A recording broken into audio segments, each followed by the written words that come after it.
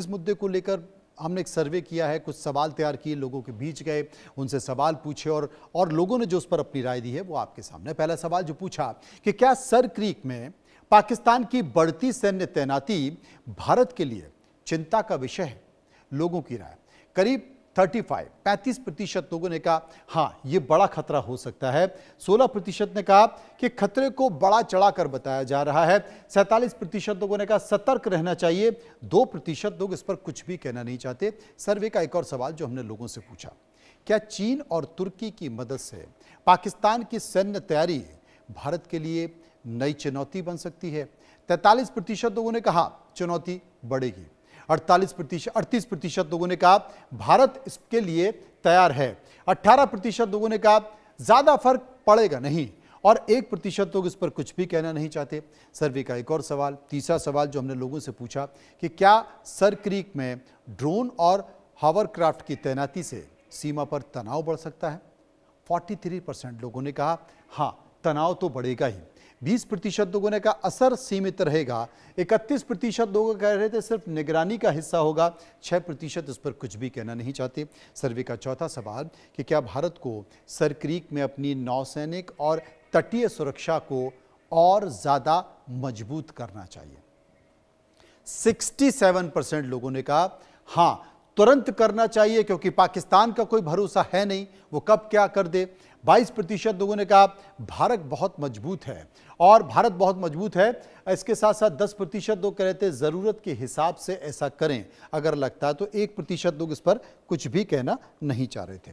सर्वे का एक और पांचवा महत्वपूर्ण सवाल जो हमने पूछा कि आपको लगता है कि सर क्रीक से लेकर भारत पाकिस्तान में तनाव आगे और बढ़ सकता है? पाकिस्तान फिराक में लगा हुआ है, तो लोगों की ये राय थी हाँ। 42% लोगों ने कहा हाँ खतरा बढ़ सकता है। 30% लोगों ने कहा स्थिति तो सामान्य ही रहेगी ऐसा लगता है।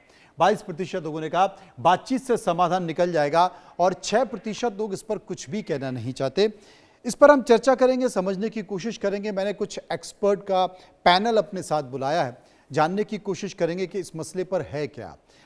मेरे साथ मौजूद हैं ग्रुप कैप्टन यूके देवनाथ साहब जो कि डिफेंस एक्सपर्ट हैं। इसके साथ साथ हैदर हयात पाकिस्तान से मेरे साथ जुड़ेंगे, उनसे भी चर्चा करने की कोशिश करेंगे। सबसे पहले मैं देवनाथ जी के पास चलूँगा। मल्लिका पांडे जी भी मेरे साथ होंगी, उनसे भी हम समझने की कोशिश करेंगे। देवनाथ जी, सर क्रीक को लेकर ये जो हलचल बढ़ रही है, पाकिस्तान बहुत एक्टिव हो गया है, इसके साथ साथ चाइना और तुर्की की प्रत्यक्ष तो नहीं, डायरेक्ट तो नहीं, लेकिन इनडायरेक्ट या अप्रत्यक्ष तौर पर उपस्थिति भी वहां पर देखी जा रही है। आप कैसे देखते हैं इस पूरे घटनाक्रम को?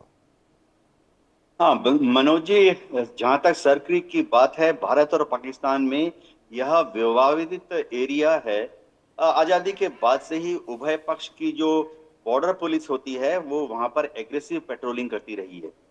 ये दर्शकों को बताना बहुत उचित होगा कि पहले हमारे देश में बीएसएफ थी नहीं। बीएसएफ का गठन 1965 में किया गया। तो 1965 के पहले हमारे देश से जो गुजरात स्टेट की पुलिस थी वो सर क्रीक के वहां तक जाकर पेट्रोलिंग करती थी। कच्छ के पूरे एरिया में ऐसा ही होता था। इसी तरह से पाकिस्तान की तरफ से सिंध प्रोविंस की जो उनकी प्रोविंशियल कॉन्स्टेबलरी थी वो सर क्रीक तक आकर पेट्रोलिंग करती थी। बाद में 1965 में भारत ने बीएसएफ बना लिया, पाकिस्तान ने भी रेंजर्स बना लिए, और भारत की बीएसएफ ने 1984 के बाद से अपना एक वाटर विंग बना लिया।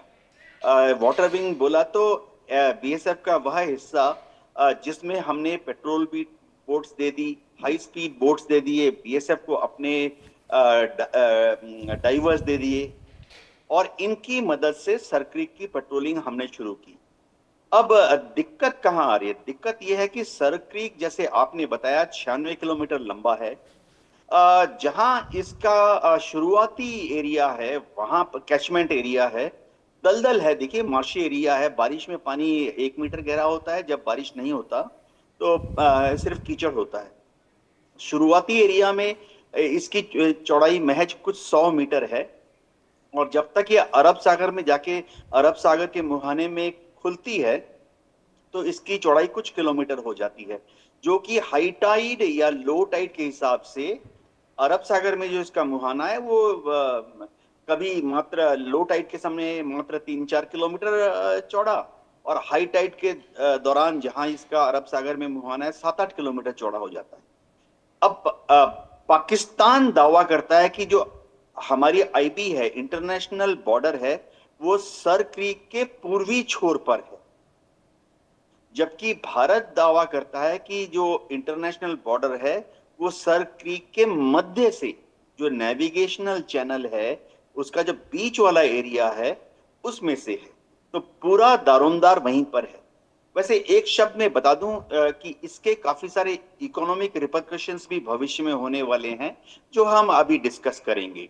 जी जी, गौरीशंकर गुप्ता जी मेरे साथ मौजूद हैं। गौरीशंकर गुप्ता जी, ऑपरेशन सिंदूर के बाद भारत ने पाकिस्तान की निगरानी थोड़ी सी बढ़ा दी है, क्योंकि भारत ये मानता है कि पाकिस्तान के सीने में एक तरह से तीर की तरह चुभा हुआ है ऑपरेशन सिंदूर, और वो कोई कुछ ना कुछ प्लान कर रहा है, चाहे वो बांग्लादेश की सीमा से इलाके में समझें या सर क्रीक की तरफ समझें या फिर नॉर्थ ईस्ट की तरफ देखें।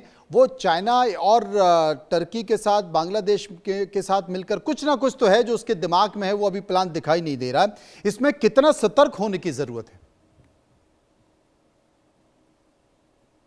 जी, ऑडियो आपका नहीं आ रहा, एक बार अनम्यूट कर लीजिए प्लीज। जी नमस्कार मनोज जी, जी, ये नमस्कार मैटर सिर्फ सर क्रीक का नहीं है। जी। ये मैटर जो है ये थोड़ा कॉम्प्रिहेंसिवली इसको देखना चाहिए। जी। देखिए, पाकिस्तान में अभी 3 जगह बड़े बड़े अनरेस्ट चल रहे हैं। एक तो पीओके में चल रहा है, जहां पे बहुत बड़ा उनको चैलेंज है। आप जानते हैं बलूचिस्तान में काफी समय से चल रहा है, और पख्तूनवा में चल रहा है। इसके अलावा वहां की आर्मी के प्रति भी असंतुष्टता काफी है। जब से उनकी सरकार को गिराया गया, हमारे क्रिकेटर जो थे इमरान खान, और उसके बाद से पाकिस्तान में असंतुष्टि काफी है। और उसके बाद हुआ हमारा ऑपरेशन सिंदूर, तो उसके अगेंस्ट में भी नेचुरली पाकिस्तान काफी परेशान है। तो इन सब चीजों को देखने के लिए, लोगों का ध्यान डाइवर्ट करने के लिए, पाकिस्तान अभी जो है वो हमारी सीमा पे जगह जगह थोड़ी ज्यादा निगरानी रख रहा है, और अपना डिप्लॉयमेंट भी बढ़ा रहा है। ड्रोन का वारफेयर भी चल रहा है, कुछ हद तक डिप्लॉयमेंट भी चल रहा है, टैंक्स भी ज्यादा आ रहे हैं, मिसाइल्स का डिप्लॉयमेंट भी चल रहा है। ये सिर्फ सर क्रीक का नहीं है, ये ओवरऑल है। पाकिस्तान चाहता है कि उसकी इंटरनल प्रॉब्लम से लोगों का ध्यान हटे, और उस ध्यान को उठा के वो भारत की तरफ लाना चाहता है, और ये उसकी ओवरऑल स्ट्रेटेजी का हिस्सा है। और ये मैं मानता हूं कि जो उनके फील्ड मार्शल हैं, उनकी स्ट्रेटेजी होगी डेफिनेटली कि वो इन प्रॉब्लम्स को टैकल नहीं कर पा रहे हैं, और बेस्ट तरीका यह है कि भारत की तरफ ध्यान दे दिया जाए। तो ये समस्या कोई नई समस्या नहीं है। ये चीज तो हमारे बहुत पुराने पिछले 5-6 डिकेड से चल रहा है। इसमें कोई बहुत गंभीरता भी नहीं है। कोई किसी पक्ष ने कभी कोई मुद्दे उठाए भी नहीं है, बातचीत में भी नहीं हुआ है। तो इसको तो अननेसेसरी एक विवाद का हिस्सा बनाना चाह रहा है पाकिस्तान, और उसको बना करके वहां डिप्लॉयमेंट करके, और वो चाहता है कि हम भारत के साथ, हमारी तनाव होगा तो लोगों की एकता भी बढ़े।